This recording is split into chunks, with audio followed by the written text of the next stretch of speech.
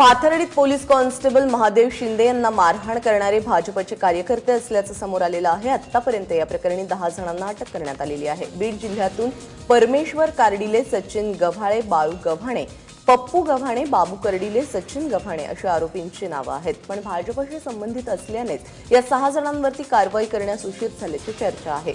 रविवारी पाथर्डी तालुक्यातील अल्हनवाडी गावच्या सोसायटीसाठी मतदान होतं। जिल्हा परिषद शाळेमध्ये मतदारांनी गर्दी केली होती आणि त्यावेळी पोलीस कॉन्स्टेबल महादेव शिंदे यांनी जमावाला रांगेत उभं राहण्यास सांगितलं। त्यामुळे शिंदेंना मारहाण झाली।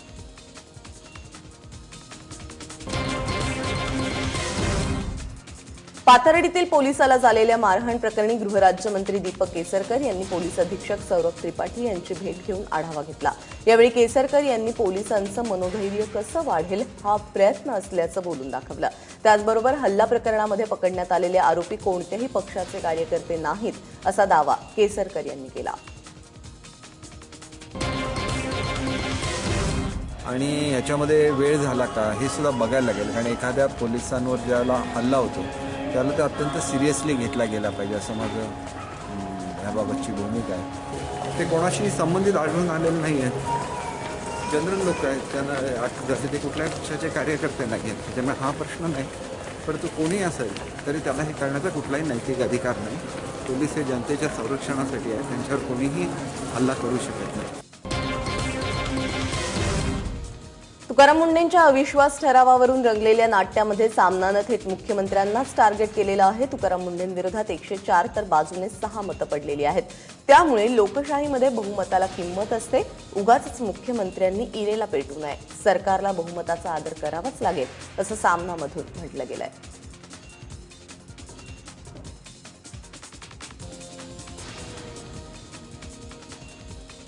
तुकाराम मुंडे जरा जपून असं सामनामध्ये म्हटलं गेलेलं आहे। स्वतः मुख्यमंत्री विरोधकांशी संयमाने वागतात व तेवढा संयम ठेवायलाच हवा।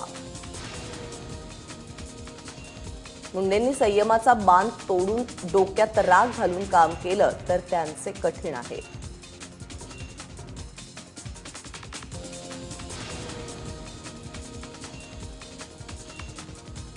लोकशाहीत बहुमताला किंमत असेल तर मुख्यमंत्र्यांनी उगाच इरेला पेटू नये। लोकप्रतिनिधी मुंडेंच्या विरोधात असतील तर सरकारने बहुमताचा आदर करावा।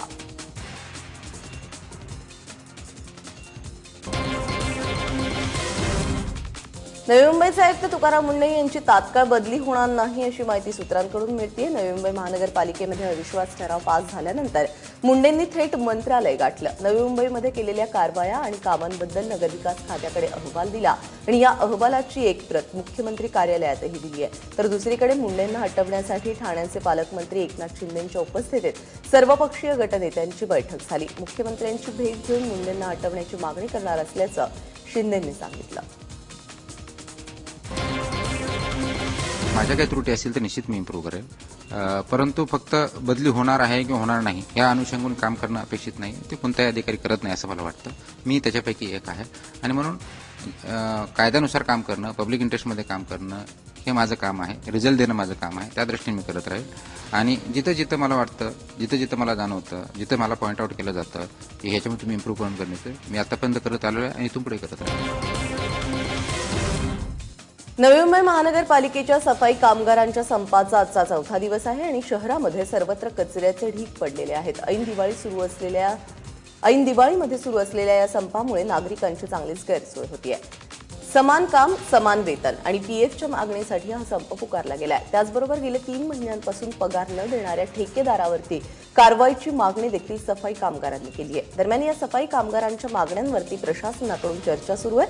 त्यामुळे कामगारांनी लोकांची अडवणूक करून कायदा हातात घेऊ नये असं आवाहन आयुक्त तुकाराम मुंडेंनी केलंय। त्याच्यामध्ये जे कॉन्ट्रॅक्ट वर्कर्स आहेत त्या वर्कर्सनी दुसऱ्याच्या कामामध्ये अडथळा सध्या करत आहेत, म्हणजे कचरा उचलण्यासाठी ज्या गाड्या आहेत त्यांच्यावरती ते अडून बसले, हे चुकीचं आहे। कायदा हातात घेऊ नये। ऑलरेडी आम्ही त्यांना रिक्वेस्ट केली आहे। रिक्वेस्ट करून ते जर ऐकत नसतील तर निश्चित आम्हाला कायदेशीर मार्गाने जावं लागेल, त्यांच्यावरती कारवाई करावी लागेल।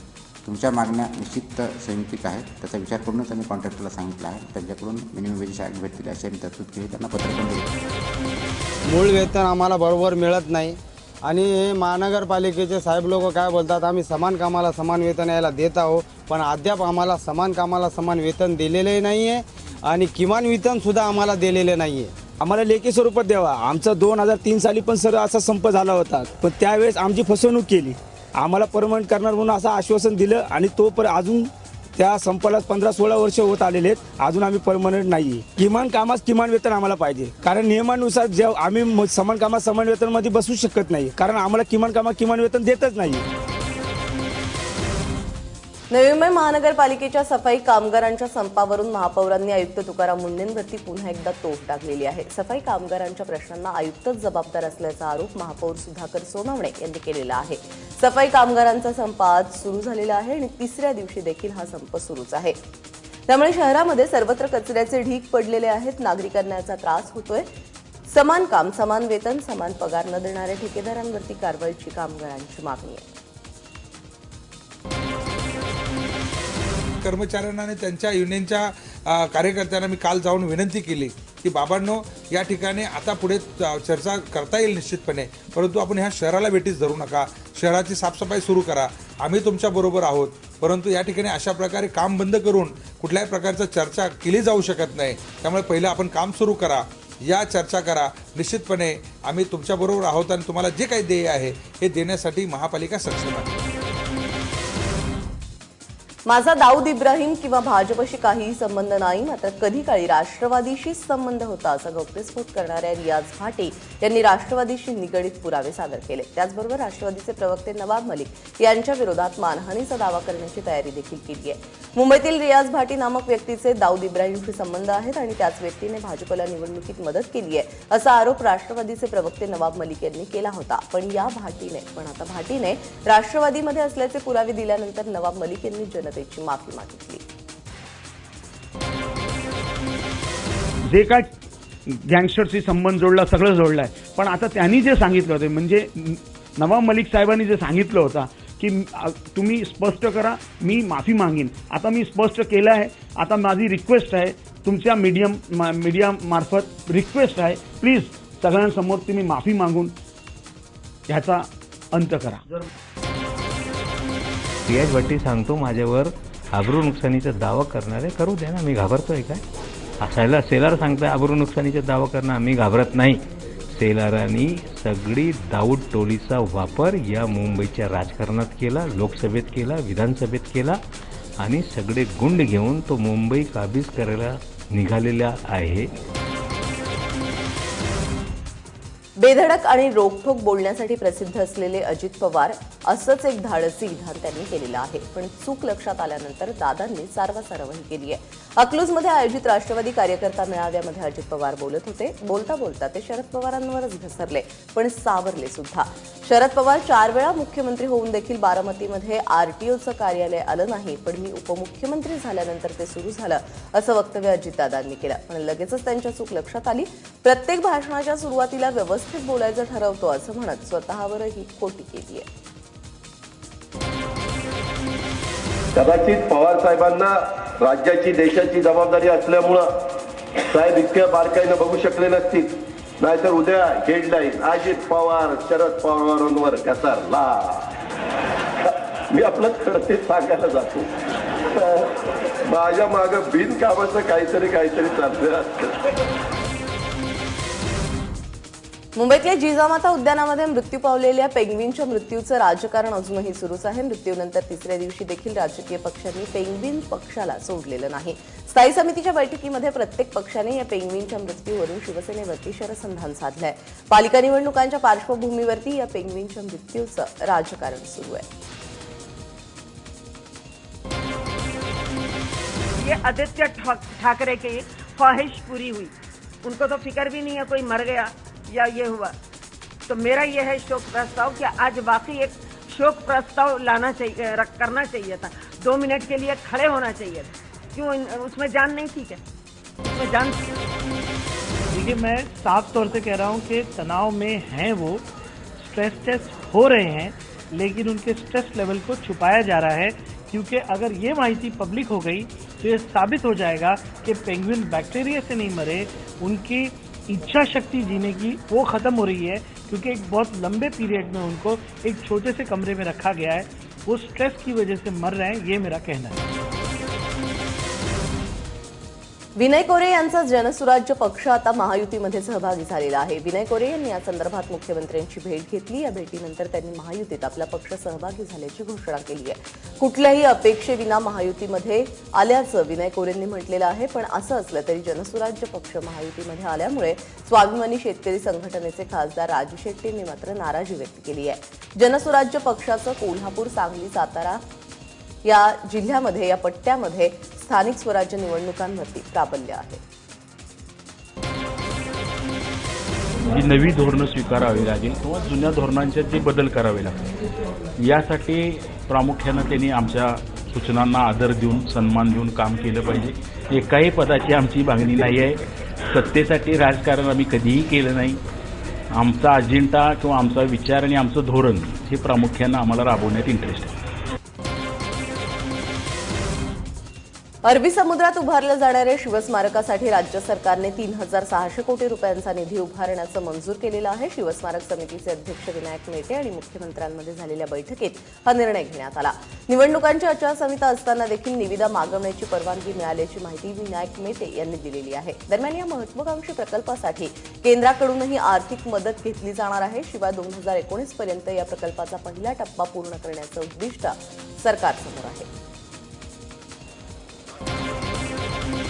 महाराष्ट्र शासन त्याच्यातला काही खर्च करेल आणि माननीय मुख्यमंत्र्यांचा आणि आमचा मानस आहे की केंद्राकडून सुद्धा याला मोठ्या प्रमाणामध्ये भरीव पद्धतीची मदत हे मिळणार आहे. निवडणुकीची आचारसंहिता या नोव्हेंबरच्या अखेरला संपेल. त्यानंतर लगेच जी तारीख पंतप्रधान साहेब देतील त्या तारखेला आम्ही याचं भूमिपूजन करू.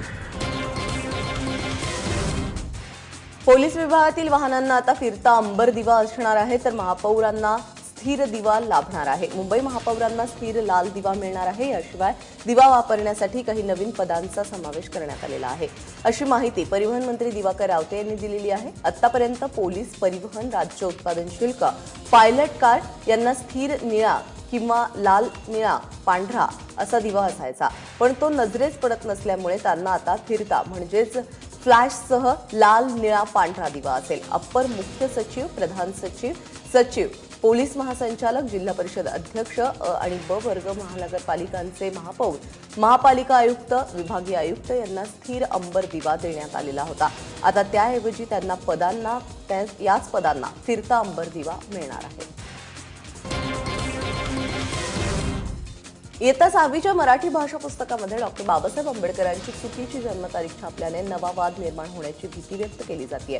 बृहन्मुंबई निम्नस्तर मराठी शिक्षण संघटनेच्या अभ्यास मंडळाकडून हे पुस्तक प्रकाशित करण्यात आलेलं आहे. यंदा देशभरात आंबेडकरांची 125वी जयंती साजरी केली जात असताना या पुस्तकामध्ये 14 एप्रिल ऐवजी 4 एप्रिल ही चुकीची तारीख छापण्यात आली आहे. विशेष म्हणजे एका विद्यार्थ्यानेच ही चूक लक्षात आणून दिली आहे.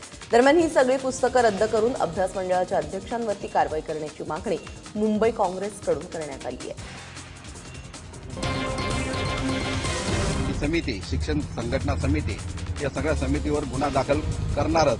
विनोद तावडे शिक्षण मंत्री त्यांना जाऊन भेटणार आहे. दर एक हप्त्याच्या आतमध्ये हे जेवढी पुस्तकं आहे हे वापस रिटर्न घेतले नाही, प्रत्येकाला जमा केले नाही, तर आम्ही उग्र आंदोलन महाराष्ट्रामध्ये उभं करणार. बातमी साताऱ्यामधून आहे. सातारा जिल्हा परिषदेच्या यांत्रिकी विभागाला आग लागलेली आहे. आगीमध्ये संपूर्ण यांत्रिकी विभाग जळून खाक झालाय. रात्रीची ही घटना आहे. आग विझवताना एकाचा मृत्यू झालेला आहे. निवृत्ती गांगुर्डे यांचा यामध्ये मृत्यू झाल्याचं कळतंय. बातमी आहे अभिनेता अक्षय कुमारच्या संवेदनशीलतेची. यवतमाळ जिल्ह्यातील ज्या गावामध्ये सगळ्यात जास्त शेतकऱ्यांनी आत्महत्या केलेल्या आहेत त्या गावाला अक्षय कुमार दत्तक घेणार आहे आणि त्या गावाचा विकास करणार आहे. काल अर्थमंत्री सुधीर मुनगंटीवार आणि अक्षय कुमार यांच्यामध्ये भेट झाली. अर्थमंत्र्यांनी अक्षयला हे गाव दत्तक घेण्याबद्दल सुचवलेलं आहे आणि अक्षयनं देखील या प्रस्तावाला तात्काळ दुजोरा दिला.